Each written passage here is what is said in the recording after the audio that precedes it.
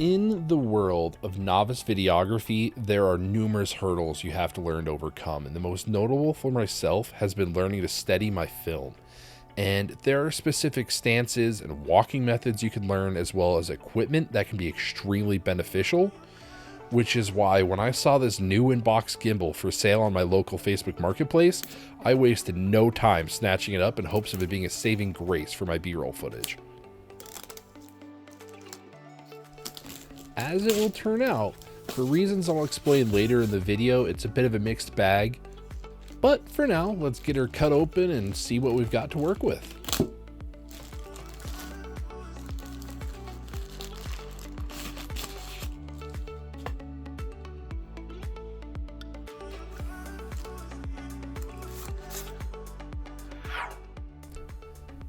It has a supremely satisfying feel in the hand. Not so much weight to be unwieldy, but hefty enough to help with balance. And the actuation of the motors, even outside of the provided app, are silky smooth. There are 4 separate gimbal modes that stabilize different axes and are designed for different types of shots. First is the follow mode, where the camera pans to follow the turn of the handle or to follow the subject if using the app. And it follows on 2 axes, holding the X-axis still. Secondly is pan mode, which allows you to hold every axis still besides the swinging of the phone left and right, which is fantastic for scenic shots like this one.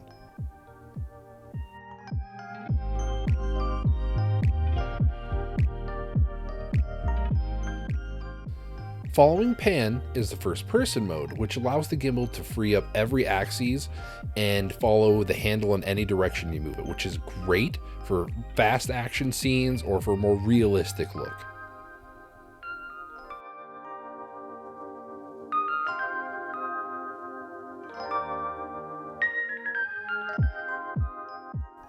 Lastly is my personal favorite, the spin shot mode, and as the name implies, it allows you to spin the phone, which this is great for intriguing B-roll, or for a faster spin you can set the camera a certain distance and then double tap the trigger to cause it to spin right back to its original state.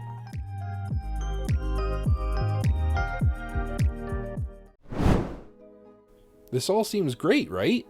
Well, unfortunately, I discovered it still suffers from a somewhat fatal flaw. The gimbal has no way to stabilize the Y-axis, and this causes you to still need to sit as still as possible or use a tripod to get a good shot. And that's incredibly difficult to do if you're trying to get up close footage where you have to move around the subject. And I just want to give you guys a bit of an example of that. So I've got a comparison between just using my phone handheld and with a basic like selfie stick, and then using the gimbal on follow mode.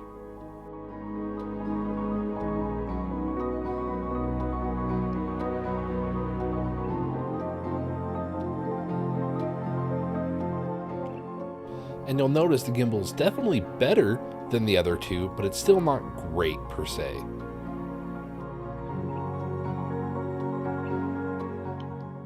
Now, if you truly want to get as close as you can to that silky smooth professional B-roll, you have to get an attachment for this thing which stabilizes the Z-axis at least somewhat. And the biggest issue with that is you can either 3D print it, and that involves having other parts than just what you 3D print, or you can buy it, which it costs about the same price that I paid for the entire gimbal. There are some techniques you can use to help stabilize the gimbal, but that just adds something else you need to learn to be able to be effective with this thing. And honestly, that leads me to the conclusion that a low-end gimbal may potentially give you access to better footage, but like everything else in the industry, it requires experience and practice to make the most of it. Thank you so much for listening, and have a wonderful day, evening, or afternoon.